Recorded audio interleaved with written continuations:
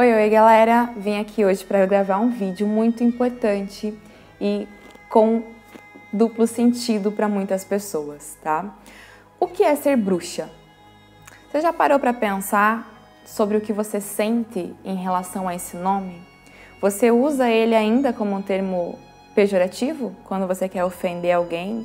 Ou, por exemplo, quando está te acontecendo muitas situações ruins, tipo a bruxa tá solta? Pois é. Nós, em pleno 2021, ainda recebemos muita crítica sobre isso. E, infelizmente, isso acaba afetando muita gente, tanto quanto religião afro ou de nação, como nós temos aqui no Brasil. Por que eu digo isso? Porque dentro da própria religião, independente de qual seja, esses termos ainda são utilizados pejorativamente. Tem muitos que ainda têm medo de bruxa. Mas você já parou para pensar o porquê que você sente esse medo? Nós temos hoje em dia e há décadas muitos filmes, muitos livros, muitos desenhos, muitas comédias relacionados à bruxa, o qual inclusive criou um estereótipo de que a bruxa veste preto, vermelho, de que a bruxa enfeitiça, prende, mata a criancinha. Mas você já viu alguma bruxa fazer isso? Você já viu alguma bruxa? Você provavelmente seja uma bruxa e talvez não tenha percebido ainda. Nós somos naturalmente marcantes, misteriosas, chamamos sempre atenção aonde vamos e aonde chegamos. Temos uma presença marcante e sabemos muito bem aquilo que queremos. Porém, muita gente não aceita isso, em pleno 2021. Hoje está na moda falar o termo empoderada. Lá na época da Idade Medieval, ser empoderada era ser bruxa. Lá na época medieval, saber tomar um banho de ervas ou indicar um banho para uma dor de barriga era motivo para ser tacada na fogueira. Isso por conta de algumas religiões que estão aí pregando muitos ensinamentos até hoje, dizendo que isso é errado ou aquilo é errado. Bruxas são naturalmente livres, bruxas seguem seu instinto e principalmente os efeitos e os ciclos da natureza.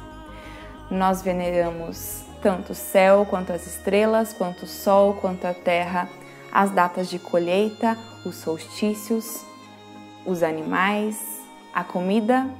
E sim, nós honramos cada elemento da natureza, do nosso corpo presente, da nossa alma. Nós somos naturalmente naturais.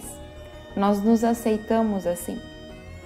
E você se encaixou em alguma delas com certeza. Aí você vem com algumas frases, por exemplo, como eu vou colocar aqui, eu vou até pegar meu celular para dar uma lida, referente ao que é ser bruxa no dicionário. Tá? Ser bruxa é um nome discutido aí há muitas décadas, há muitos séculos, há milênios inclusive, porém ele já se perdeu no meio de tantos livros e de tantas histórias. O nome bruxa não se sabe bem ao certo de quando ele nasceu, aonde ele nasceu, em que cultura ele nasceu. Há quem diga que ele vem da cultura dos pró-celtas.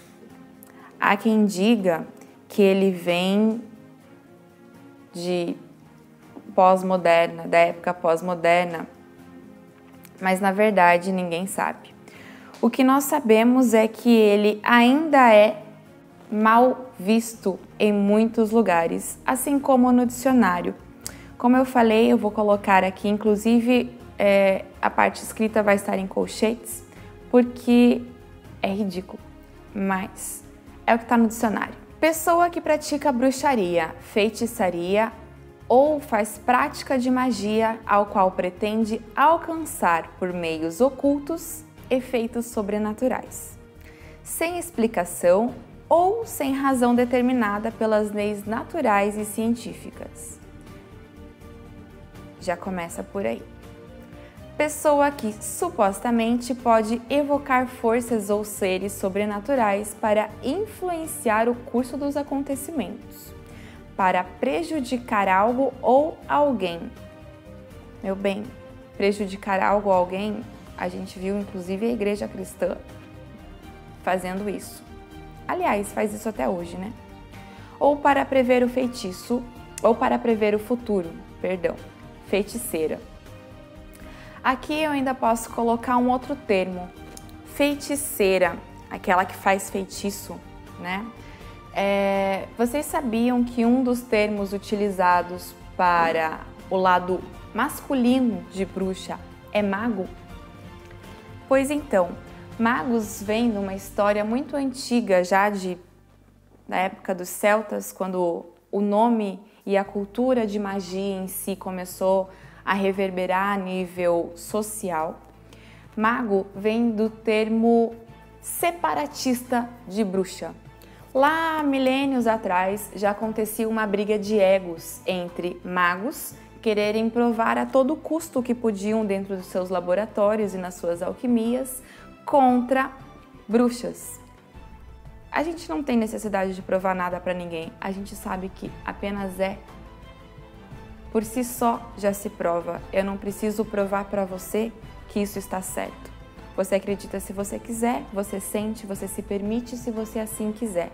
Se você não quiser, tchau e bênção. Eu não vou ficar querendo brigar com você para mostrar que eu tô certa ou que eu tô errada. Simples. Simples assim. Lá na antiga, no início dos primórdios das magias, né? Vamos dizer, há quase 5.000 anos, 3.000 anos atrás, onde já temos vários indícios históricos de que rituais eram feitos, inclusive tem muito ritual na Bíblia que as pessoas preferem evitar de falar hoje em dia, mas sim, a Bíblia está cheia de rituais, tá? As próprias datas comemorando solstício, primavera, colheita, são ritualísticas.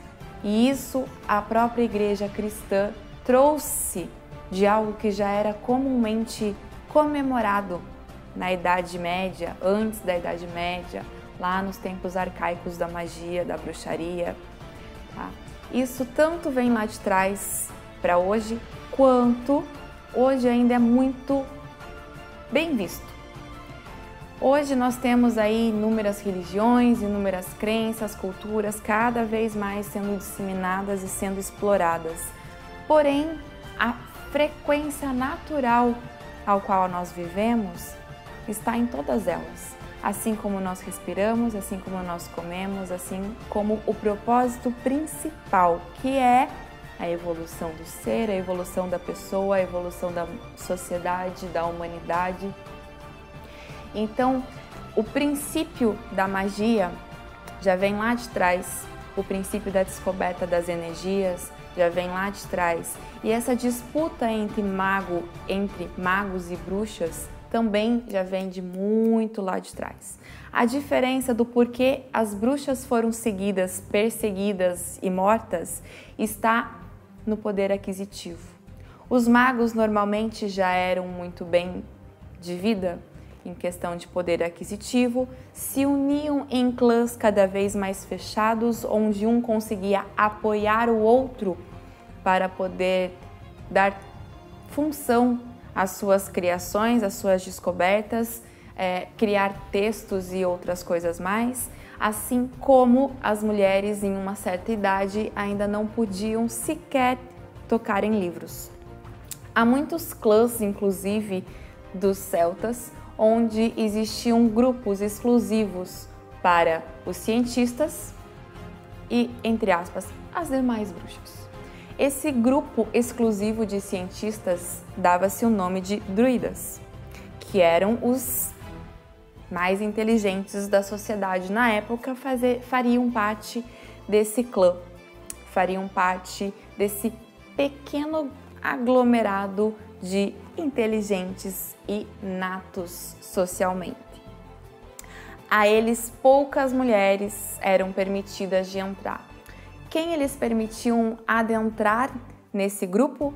Apenas as grandes curandeiras, as grandes benzedeiras, aquelas que tinham previsões, aquelas que tinham dons de adivinhação e aquelas que tinham sonhos lúcidos, além das que previam também a morte, além das que tinham o dom para curar quem estava enfermo à beira da morte, e esses cientistas não sabiam como explicar.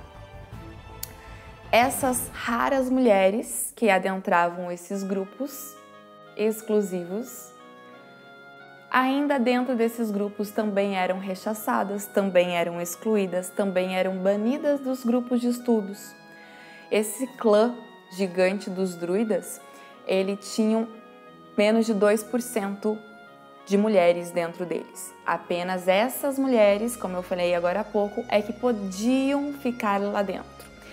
Podiam apenas para servir de trabalho e de pesquisa para eles, apenas para que eles se aproveitassem dos dons delas. Raras eram as que conseguiam ter chance de pegar os livros aos quais eles estudavam, raras eram as que eles autorizavam participar das reuniões às quais eles faziam. Eles, mesmo aceitando essa pequena minoria de mulheres no grupo, ainda assim as excluíam. E isso já começou lá atrás. As igrejas, quando começaram a perseguir as mulheres, as bruxas na época, o que elas faziam? Elas normalmente tinham ali os seus adivinhos, os seus astrólogos, os seus químicos naturais, os seus magos particulares. Muitos papas tinham contato com eles, assim como muitos reis mandavam prever se iam ganhar ou não alguma guerra. E sim, isso acontecia muito às surdinas, para que a sociedade não visse que aquilo que eles falavam estava indo em desacordo com o que eles pregavam para o restante da sociedade, porque eles queriam aquele poder apenas para eles. Assim como outros tantos segredos que todo mundo já sabe por aí, enfim, quem quer buscar informação vai atrás e acha. Nessa época começou a caça às bruxas, porque algumas bruxas que participavam desse grupo começaram a se recusar a continuar servindo da maneira que serviam. Começaram a recusar inclusive casamentos e outras táticas da época para aprender, para submissão. Normalmente algumas já eram viúvas, outras preferiam não casar, então elas ficavam mal vistas pela sociedade e normalmente se reclusavam. Elas preferiam ficar no canto delas. Uma das coisas que fez com que muitos agissem contra e fossem à caça delas. Elas não tinham dinheiro, normalmente eram de poder aquisitivo baixo, eram do povão, porém não aceitavam a submissão aos grandes lords da época. O que aconteceu é que fomos caçadas, assim como ainda hoje somos.